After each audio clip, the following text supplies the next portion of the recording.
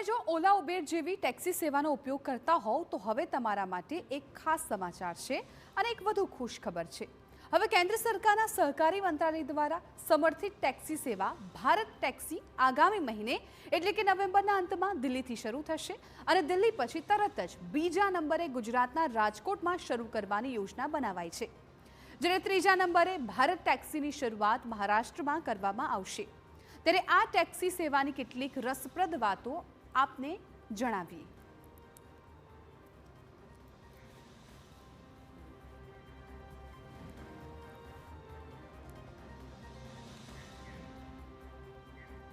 તો ભારત ટેક્સીની શું ખાસિયતો છે, ખાસ ગ્રાફિક્સના માધ્યમથી આપના સુધી પહોંચાડવું છે, કેમ કે હવે આ ભારત ટેક્સીની વાત આવી છે એટલે તમને એ સવાલ થતો હશે કે ક્યારથી શરૂ થવાની છે અને સૌથી પહેલાં ક્યાં શરૂઆત થશે।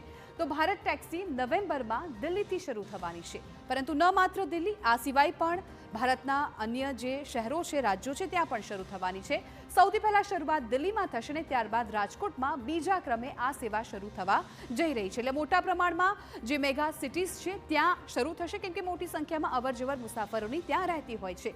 મહારાષ્ટ્રમાં પણ શરૂ થવાની છે। મહારાષ્ટ્રમાં ત્રીજા નંબરે આ ટેક્સી લોન્ચ થશે, ત્યાં પણ આ સેવા મળી રહેશે।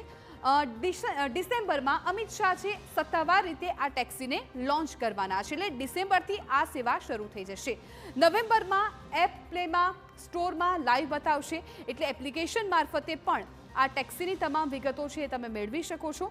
મહિલા ડ્રાઈવરો સામેલ હશે અને સુરક્ષા પણ વધશે। આજકાલ હવે એ સામાન્ય બાબત થઈ ગઈ છે કે મહિલાઓ પણ આવી ટેક્સી ચલાવતી જોવા મળતી હોય છે, એટલે આ પણ ખાસ વિશેષતા ભારત ટેક્સીમાં જોવા મળવાની છે। પોલીસ ટાઈઅપ ઇમરજન્સી બટન સુવિધા પણ હશે।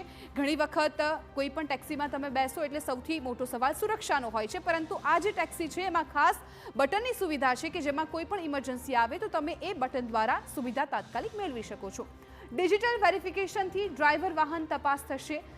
ખાસ તો ડિજિટલ વેરિફિકેશન રાખવામાં આવ્યું છે, જેને કારણે ડ્રાઈવર કોણ છે એની થોડી વિગતો અને ખાસ તો વાહનની પણ વિગતો એમાં મળી રહેશે। એટલે આ તમામ ખાસિયતો ભારત ટેક્સીની રહેલી છે।